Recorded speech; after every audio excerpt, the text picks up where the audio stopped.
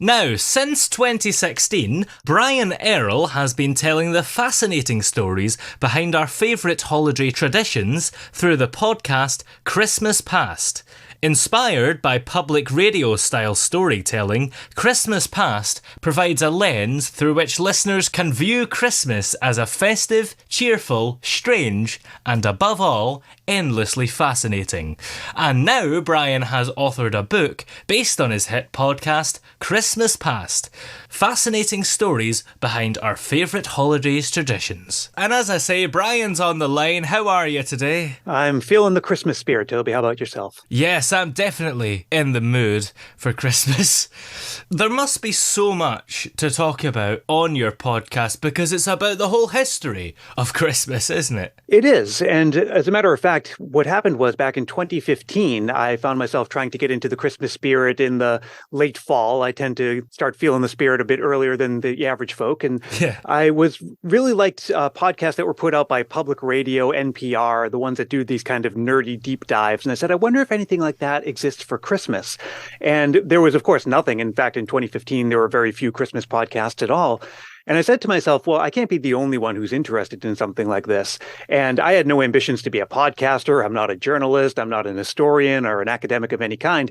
I was just a guy who was looking for something that didn't exist. And I said, well, maybe I'll try my hand at that. And here we are, 2022, 7 seasons in, and I've barely scratched the surface. I mean, it is an endless topic. It just goes wide, it goes deep, and it goes on and on. Where do you look to do all your research? Because the episodes are quite packed with info. Yeah, that's right. And the goal for the episodes is to not only give a lot of information about the history behind a Christmas tradition, but also to tell a story. The way that I try to structure things is that you feel like you're going through some kind of narrative. And in order to do that, I need to find a living person who is the highest level of expert that I can find on that topic. So I begin a lot of my research by trying to talk to historians or people who are subject matter experts in various fields. So over the years, I've talked to professional Santa Clauses. I talked to the CEO of a candy cane making factory. I've talked to historians, biographers, botanists, linguists. I mean, you name it. Some of the most interesting conversations I've had in my life have come through doing the research and holding the interviews for Christmas Past. Have you become a bit of a Christmas encyclopedia yourself over the years? I'm afraid I have. And I'm not sure if that's helped my social life or not, because I can't go to a Christmas party without dropping the phrase, well, you know, and then going into some kind of explanation about the history behind a Christmas tradition. And have there been any maybe topics that you've tried to find information about, but there just isn't any? Oh, sure. Or not that there isn't any, but there's not enough to really build an interesting story around. I think the Christmas stocking would be a good example of that, where there's just a few facts about how children started to do that, and it may be based on, you know, a derivation of an older mythology that predates Christianity and Christmas itself. But that's really about it. There's no great story behind it. That's interesting because it's such an integral part of Christmas, the stocking, isn't it? Particularly when you're a child. One of the interesting things about that is a legend about the historical St. Nicholas, who was in fact a real person, who was born to rich parents who died in the plague. And so he had a lot of money that he tended to give away.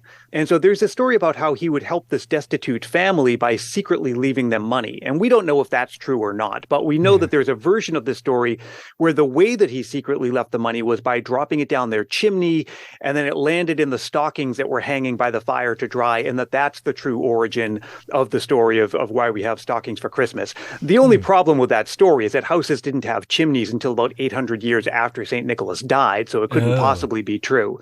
So Christmas, and this is another challenge that I face as someone who's trying to tell these stories accurately and in a way that feels engaging, is that for a tradition, or rather for a holiday that's been around for thousands of years, of course, you're going to have variations on these stories. And so it's difficult to really get to the bottom of things sometimes. And how do you verify stuff? Because, I mean, if you're doing a topic that's maybe quite niche, you could find something on Wikipedia that's absolute nonsense. Oh, absolutely. And there's a couple things. Like, number one, I go to the academics who are the ones actually studying these topics.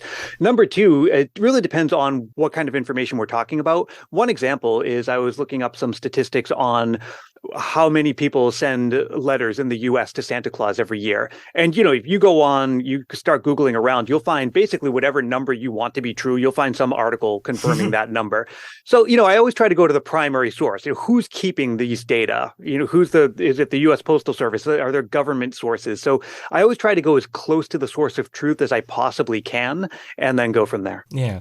And when you're looking at the Christmas past and all the traditions that you look at in the podcast, which countries are you looking at? I mean, is it just the US or do you go to other countries? Because, of course, we all have our different traditions, don't we? We do. And every now and then I'll look at Christmas around the world. I mean, I spent Christmas of 2018 in Iceland, and I got to experience the Yule lads and Grilla and the Yule cat and all of that. And those are really fascinating, and I love those things. That's not the focus of Christmas past. Most of what I'm telling on the show is American traditions, but of course there are very few true American Christmas traditions. Most of them are the British Christmas traditions. And the interesting thing about that is that we've adopted wholesale almost all of British Christmas traditions, except for a handful, right? We don't have Father Christmas here. We don't do a pudding. We don't do crackers. I certainly do. I steamed up a pudding last night, as a matter of fact, so I could let it age until Christmas time.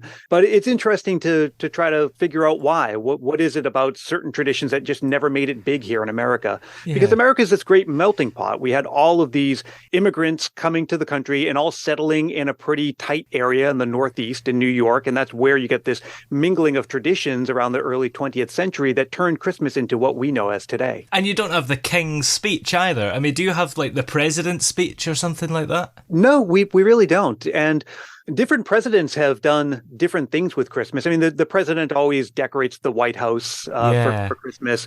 But some presidents famously, when they sent out their Christmas cards, it would say Happy Holidays instead of Merry Christmas. And that sparks all kinds of culture debate on, well, what is that signifying? Are they trying to sanitize or secularize things? Yeah. But no, we don't do Boxing Day. We don't really celebrate St. Stephen's Day. None of that. It's certainly interesting because it's such a global world these days. Do you think that Christmas is across the world are becoming more and more similar, or do we still have our own identities? I definitely think that every region is going to have its own identity. And that's even true within one country. I mean, in Louisiana, Christmas is very different from what it looks like in Oregon here in the States. And I'm sure that's true in different regions of other countries. But you're right that because the world is just a lot smaller now, that the idea of Christmas has sort of become standardized to a certain extent. And that's not new. I think that really began around the late 19th and early 20th century with the advent of print media, which just exploded and was able to take a single image of Christmas and spread it around far and wide, where that really wasn't possible before. Yeah. And so we start to see that. I mean, the famous story that kicked all of that off was that, you know, the Christmas tree wasn't necessarily a very popular Christmas item in most people's homes until the mid-19th century, when an image of Queen Victoria and Prince Albert was circulated in Godey's Women's Magazine. The following Christmas, the Christmas tree was the must-have thing, right? The influence of the media to shape our understanding of Christmas is really something that's a very powerful force. And similar things happened with the idea of Santa Claus, where Thomas Nast was creating illustrations that appeared in Harper's Magazine. That was in the late 19th century. And then certain commercial artists like J.C. Leyendecker and Norman Rockwell and Haddon Sundblom, who famously worked for Coca-Cola, were creating their images of Santa. And then with the massive push of marketing budgets and media reach, that really helped us solidify our understanding of what Santa Claus looks like, what kind of things he does, where he lives, and so on. And so now, you know, here we are in the early 21st century where social media is only accelerating that. Yeah. It's so interesting because Christmas, as early as maybe 100 years ago, would have looked so different because so many of these things that you mentioned, all the music and films that we know and love are certainly less than 70, 80 years old. There's so many things that were new 100 years ago that we take for granted now. Well, that's the interesting thing about Christmas is that for a celebration that's rooted in this 2,000-year-old religious story and that is filled with all kinds of things that you assume to be ancient tradition, it's interesting to stop and think every now and then about just how fluid and malleable Christmas is. The Christmas Christmas that you and I recognize is just this curated collection of traditions from different points in history. It is by no means the complete collection, not even close. And it won't be the final collection. So it's always evolving. And like you mentioned, certain things like the Rudolph the Red-Nosed Reindeer special, which is only decades old, and a lot of our famous Christmas music, which again is probably within the last one or two lifetimes. But then I think there's this illusion where you think, okay, well, that's the new stuff, but everything else must be ancient. The Christmas tree, I heard on the internet, that comes from quote unquote the pagans or something along those lines, where when you really look at it, when those things became popular and common, it's really only the last 5 generations or so. I mean, for someone my age, I'm in my late 40s, my great-great-grandparents were probably the first Americans to have Christmas trees. It's not exactly ancient history. I mean, I have pictures of these people. These are people whose names I know. I mean, this is pretty close, pretty recent. And here's the thing that we've adopted from America. We only adopted it, I think, a few years ago, going by my memory, which is Black Friday. Oh, goodness. It's one of the most interesting things. I think it certainly causes a lot of riots. And I think a lot of stores around here have done what they can to try to tame all of that, because you're right. It's probably the most grotesque example of what Christmas has become, or what Christmas could be if left to its own devices, where, people always like to say, well, Christmas has become so commercial. And my response to that is always, well, it would be surprising if it weren't. I mean, we have become more commercial.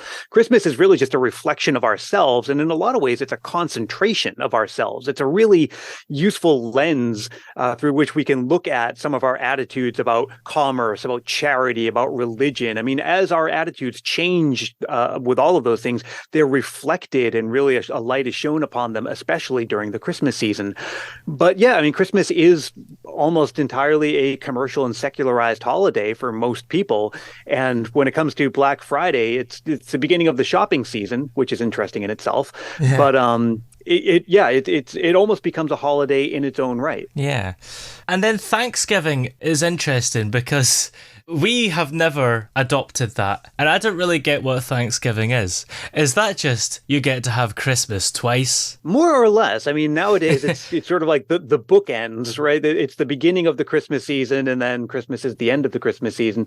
I mean, the Thanksgiving holiday was really to celebrate when the Pilgrims came over, and apparently, it had improved relations with the natives here, and they had a great feast, and we're commemorating that. I mean, that's the story they tell us when we're growing up in primary school. It's nothing at all like the reality. It's quite a bit different story than that. But and I talk about this in the book, is that the Christmas dinner that we eat is basically the same as the Thanksgiving dinner. And it's this harvest season kind of dinner, right? Where you have root vegetables and a roasted turkey. And it's a dinner that Christmas dinner has evolved over the centuries. I mean, you look at what people ate a long, long time ago. A lot of British families ate goose. If you were rich, you served roast beef. Some I've heard reports of peacock being served in some royal courts. And so it's evolved up to about the middle of the 19th century, where we have this standard dinner of Brussels sprouts, sweet potatoes, turkey. And interestingly, it just stopped evolving for some reason. I mean, you think of like how all the other ways in which we eat have evolved, even within the last 5 years. Yeah. But Christmas and Thanksgiving dinner, they want to stay stuck right where they are. And as a matter of fact, in the book, I have a chapter on Christmas dinner, and I call it Christmas Dinner, subtitle, Tonight We're Going to Party Like It's 1899. Yes.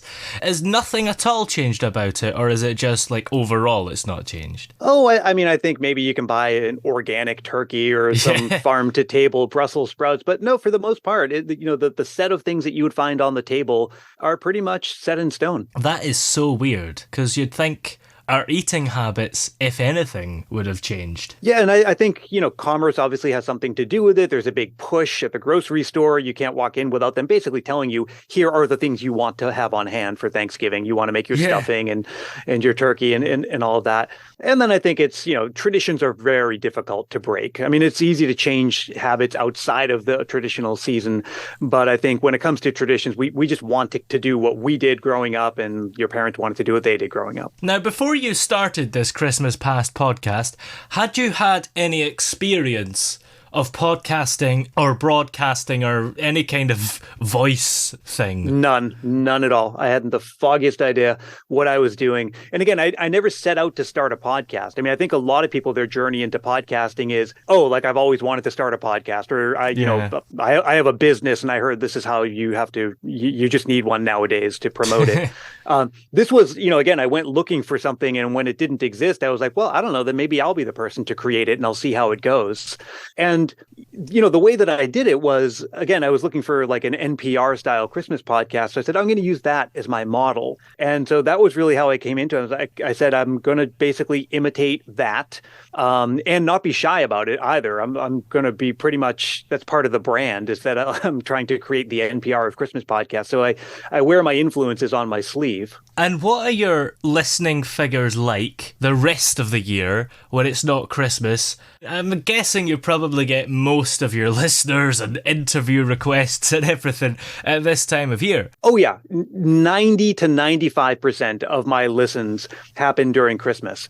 And by Christmas, I mean, there's a slow ramp up. If I look at the little chart, sometime around September, like very gradual increase. And then interestingly, I always figured that it would be between Thanksgiving, American Thanksgiving, and Christmas that my numbers would be highest. And it really tends to be the week of Christmas itself when my numbers really reach their peak. I figured it would be more like a bell curve, pretty much evenly spaced throughout the season. But no. And so I was really pleased in 2020. I surpassed the 1 million downloads mark. And now just we're not even into the Christmas season this year. And I'm already on pace for 2 million, which is, I mean, good, pretty respectable numbers for any podcast, but let alone one in a position like mine where I basically have 4 to 6 weeks out of the year to build my audience, right? I mean, after New Year's, nobody cares anymore. And it's hard to get people to care throughout the year, except for the real diehard Christmas fans, or those who kind of check in with casual interest around July for Christmas in July. Yeah. I have a very narrow window of opportunity to build my audience. But then again, every now and then I'll check my stats, and in April, I'll get this weird bump. And I'm like, who are these people who are downloading, many, many episodes of my podcast? And on Boxing Day, the day after Christmas, and indeed the days after Christmas, does it immediately drop off?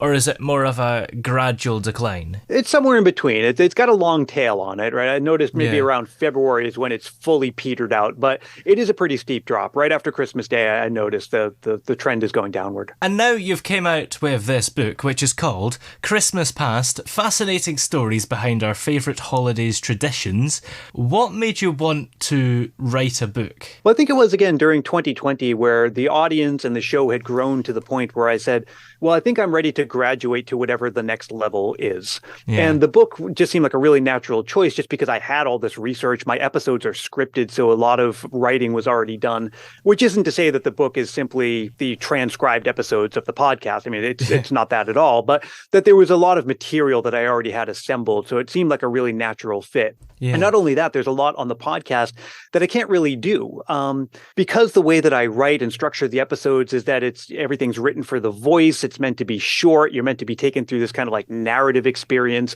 What I really wanted to be able to do is elaborate on certain things. I wanted to be able to show a lot of visuals. So the book is, and this is the way I pitched it to the publishing houses, is that, on every page, there's something to catch your eye, some little sidebar, some little, an image, something like that, in addition to the stories that I'm telling. And how does writing a book compare to writing a script for the podcast? Oh, they're totally different animals. I mean, the only thing they have in common is that they involve words being typed onto a screen, but everything else is entirely different.